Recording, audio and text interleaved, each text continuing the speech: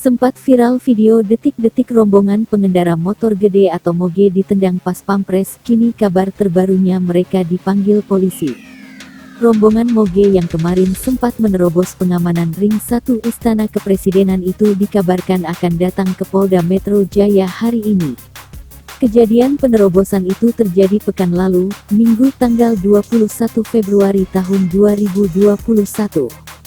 Setelahnya, para pengendara moge ini langsung jadi sorotan bahkan bulan-bulanan warganet. Meski dalam video yang diposting sendiri oleh salah satu pengendara, yang ditendang pas pampres, di mana dia sempat berteriak, "Gue viralkan," kenyataannya mereka sudah meminta maaf.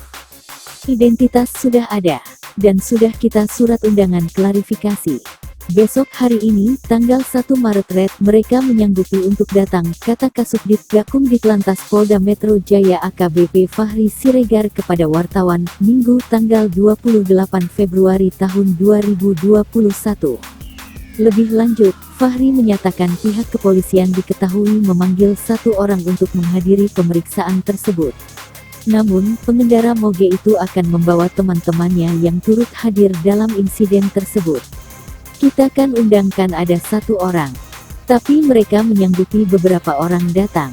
Kita sudah tahu identitasnya, tapi dari satu orang itu mengajak orang lain untuk hadir, ungkap dia.